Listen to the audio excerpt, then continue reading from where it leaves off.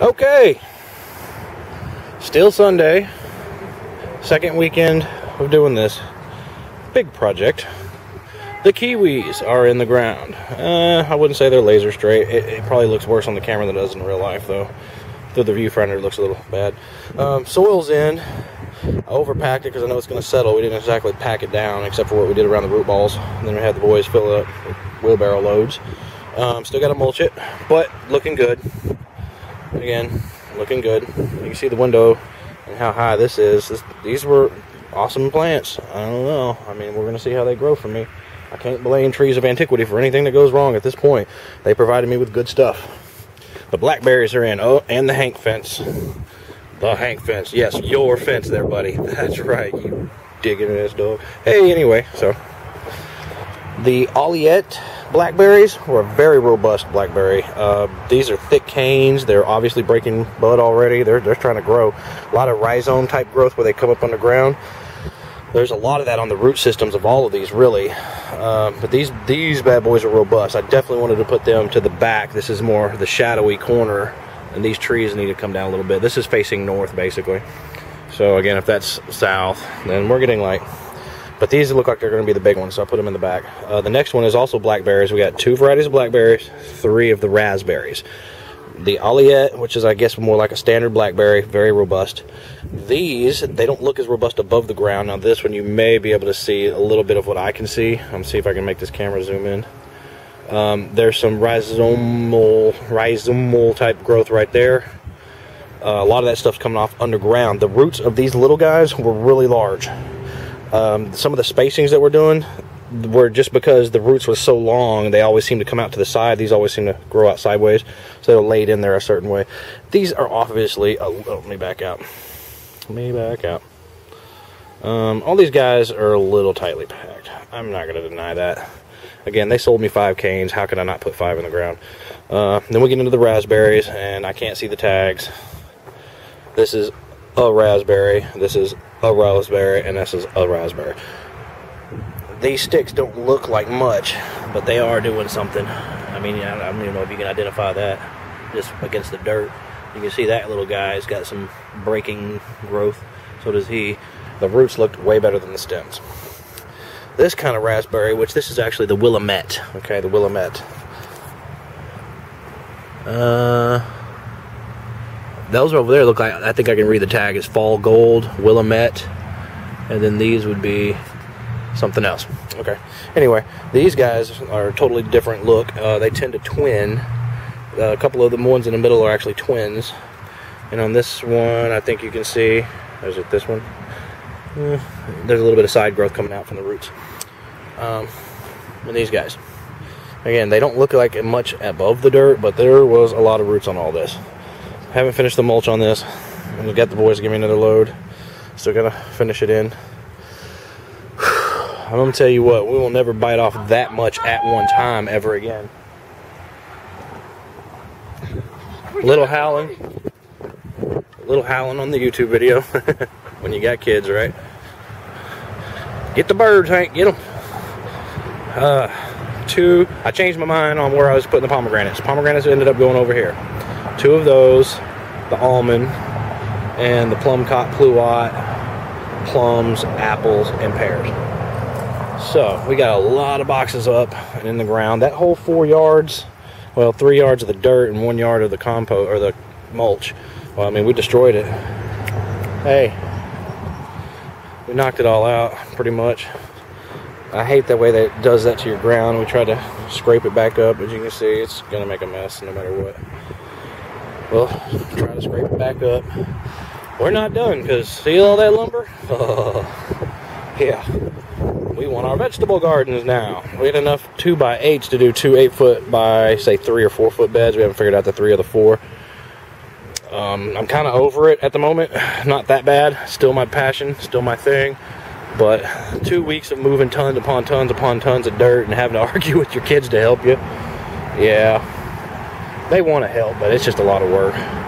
Okay. I need to cut the little ties off of these guys. Let them spread out so I can figure out where I'm going to trim them back. But they weren't like this when I got them. They are breaking dormancy. Oh, my e-cig, sorry. Quit smoking years ago. Yeah, I guess that little greenery coming on right there. The other one I think is a little more further along. Yeah, definitely. You can definitely see greenage all through it. It's coming on. Now, and I think I already showed you the two little buds that were opening. They're probably just opening on the strength of what was in that massive stalk. But I could say it was my gardening, you know, whatever. Woo! Alright. Oh. I'll tell you what, that is a lot of work. Now, we'll never have to do quite that much again. I mean, the raised beds won't be as difficult as that, I don't think. It's just going to be moving dirt. Still got a mess where I tilled it with the leaves in here. But they're staying in place. They're kind of tilled in. The fences that I did have around those figs down there is what we pulled off. And it just so happened it was just the right amount for the Hank fence. So that's good. Still got to disassemble this and get this thing to going. Got to start me a compost pile somewhere else. This is trashy. The winter's been long, and we've had other things we've had to do in our lives. Some properties we own. It's been a mess. The Hank steaks. Again, we had to buy extra stuff just for Hank. And I got me some editing software now. I'll see if I can edit in a little flash in of the rolls of chicken wire that we bought. Okay, yeah, bye. Oh, go dig right in my plant. Oh, yeah, look at there. Catch him right in the act. Get you! Yeah, okay. Alright. So, we're going to do those 2 footers up on there, similar to what was done with that. We're going to use some of that chicken wire, and we're going to use those stakes for the ones that are salvageable. But, of course, we'll do those around back. We'll put the pretty ones up front. And, again, we stained them all separate because we don't want that up there forever. I think there'll be a time when Hank gets a little older, he'll calm down. He's just not very calm yet. He's rowdy. He likes to dig. We'll get it done. We'll tighten up these bottoms a little bit. I don't like how that looks, but it's just a box. You know how it is. You put this much work in it, just that little strip on the bottom make you feel like you failed. But that's it, YouTube. Man, it's been a journey, and we just got started. I really hope you guys like the videos. I really do. Again, I'm doing this because I was inspired by YouTube to do this. I mean, I've always had that vague, oh, I want a garden. I'd like to have trees and such nice things, but it seems like, you know, watching somebody else do it on YouTube, it's like you can get a plan of action from watching other people do it. And we're social animals. That's how we learn. I mean, I read a lot. I'm a book learner, but YouTube is totally something different. So, yeah, this is going to go well, I hope. I'm sure of all of this, something's going to stick, right? I mean, come on, surely. Something's going to stick. And that's all we're hoping for. Like, I wouldn't mind if a couple of these died out on each row. What would it really matter? The way we did the troughs and then filled it all up and lumped it up. We still haven't put the mulch across all this. And I know some of the things that I've done. And I know there's people probably shaking their heads as they saw me do it and had me tell you what I was doing. About not mixing the native soil with the stuff I'm adding in. You know, some of the best advice I've seen, such as like on Dave Wilson or Growing Your Greens or anybody, they'll say get to know your soil. And I have. I know this soil. Look at these nice pebbles. It's not, I mean, it's not bad, but whenever everything you read in your descriptions of your plant says must have well-drained soil, needs well-drained soil, won't survive unless it has well-drained soil, well, then I got to do something different. I mean, crumbled up like this, sure, it might be drainy in between here, but eventually it's going to go back to something close to what it was. And like I say, doing the furrows, and this is a really thick bed because that was extra dirt brought over here anyway. It was already kind of broke up from last year.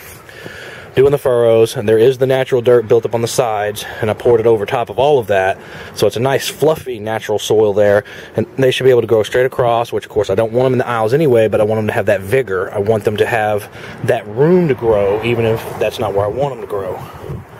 Same things with the kiwis. Kiwis are tropical. Probably not used to growing in sludge or clay.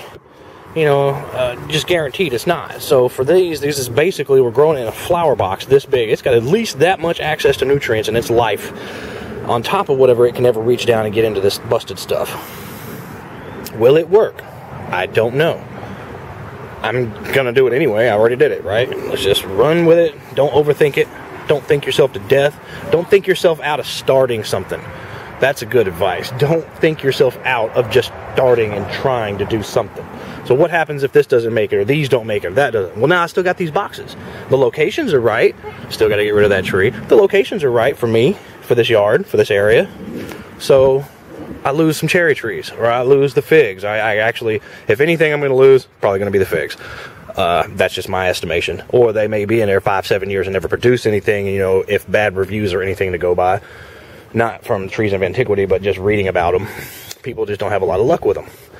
Well, I'm going to trust my supplier, Trees of Antiquity, to sell me a product that they feel, you know, that they're confident enough to sell out of their own nurseries. So we'll see what happens. And you know, that's what I'm really hoping is this to become a glowing review for Trees of Antiquity.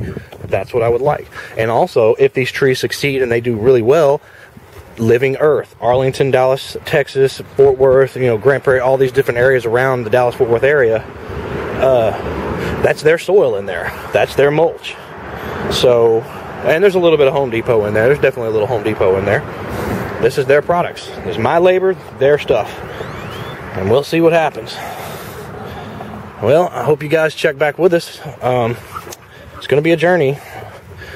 It's going to be a journey. We are not done. The vegetable garden is the big thing, too. We'll get that all done. All right. Enough kids running around? All right, you guys. Talk to you soon. I won't be able to do anything until next week because it's Sunday. I got to go to work. And I won't be able to...